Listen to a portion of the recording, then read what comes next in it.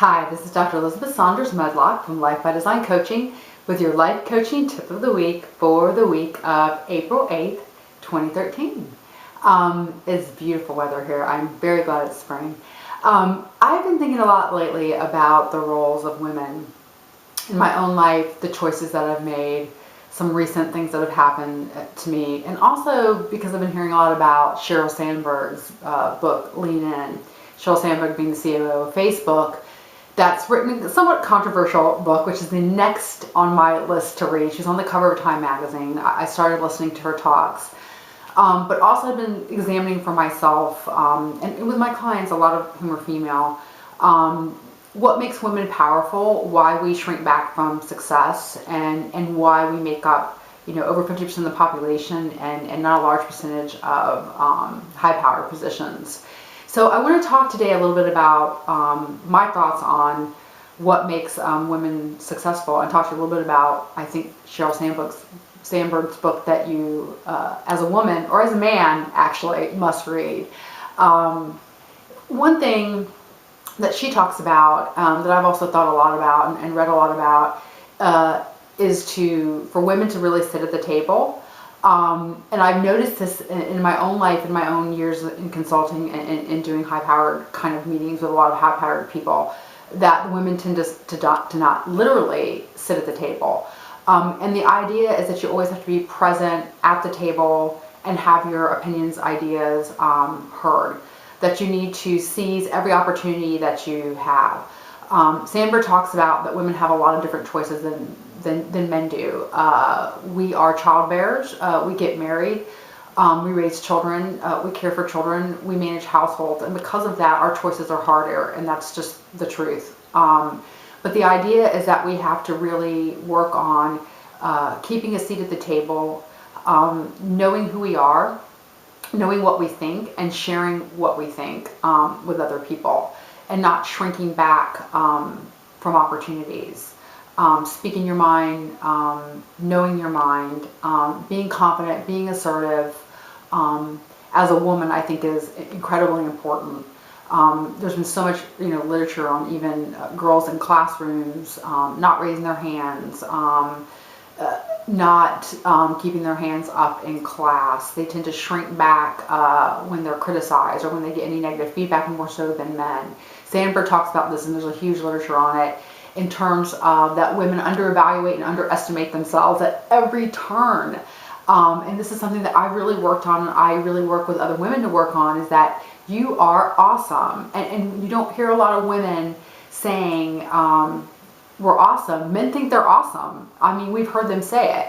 Men think they can see, they think they aced it. I got this, I got this. I did great, I did awesome. I can get this job. Men are really, they put themselves out there and they have really awesome confidence. And I see a lot of women, and I've been, done this myself, don't really do this anymore, but shrink back from that and are more self-critical, self-doubting, self-questioning than men are. As women, I think we need to just kind of forget the gender roles and kind of take off that kind of cloak of anonymity and that cloak of insecurity, and just be out there with, I'm awesome. I know what the hell I'm doing here. And I'm going to be confident, assertive, and forthright about it, and I'm not giving up my seat at the table, and I'm going to move into these opportunities and take them, and take over if I have to. I think that's really important. Another thing that I think makes women really powerful is knowing really well about who you are internally, and being able to reflect that externally. Because if you know who you are, you know what you think, and you have confidence, that's going to come forth. But also being able to respect yourself in a really, really deep and important way, and have respect for your own ideas and opinions and feelings and thoughts, and going with your gut instinct and knowing that you know what you're doing and you're right about it, and you're going to put yourself forth and put yourself out there and take risks when you need to, because you're sure about things. And having that assurance and confidence and risk-taking, and really respecting your ideas and your opinions, and respecting those of others, and being able to do that with respect is something I think that women can do really well.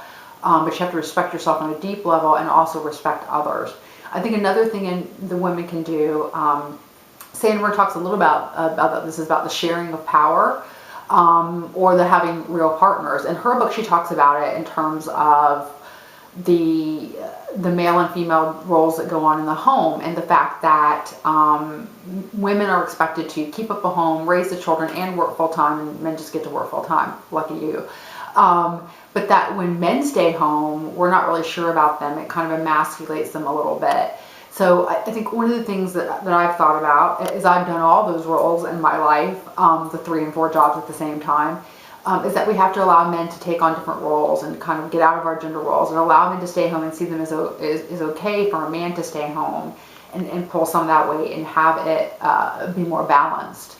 And for women and men to be okay with that, and other men and other women to view them as okay with that, with those sharing of roles that we don't tend to do very well, which puts women in a position where they tend to drop out the workforce in higher numbers because they have 6 hats they're trying to wear, and it's damn stressful.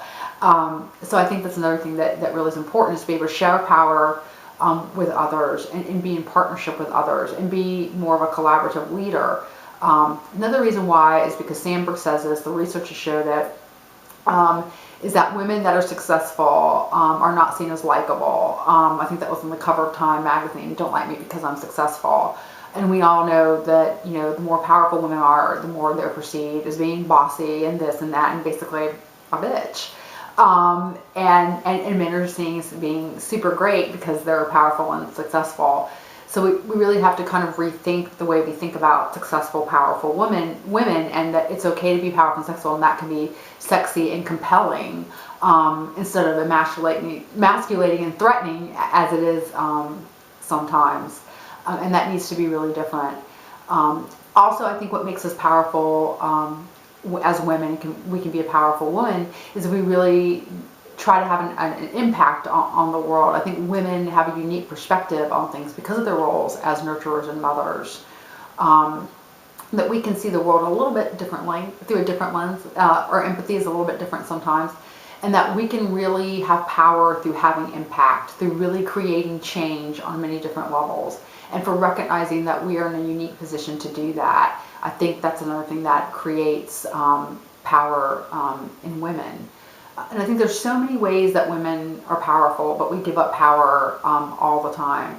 The way we underestimate ourselves, the way we shrink back, the way we don't raise our hands, the way we don't move forward, the way we do less than ourselves, the way we do defer, the way we don't say, heck, I don't really feel like cleaning the house, somebody else can do this, and I don't want to pay anyone to do it either, like you can do it. And really kind of force people to go into other roles to kind of support them, and being willing to say, I can't wear all these hats, I'm giving this hat to you. I think these are all the ways in which we diminish our power. And there's so many ways we can be powerful. I guess the last message I want to say is, and I think this takes a lot of years of growing and learning and experience, and it's never easy because the choices are hard, is that as long as you're confident, you know who you are, you're able to put out who you are authentically, you don't apologize for anything or much, keep your butt and sit at the table, you don't shrink back from opportunity, you speak your mind and speak it well, you're respectful when you do it, and you think, I kick ass every day, you can be a powerful woman. I hope you like this life coaching tip of the week. And I will see you next week for another tip, so you have a great week.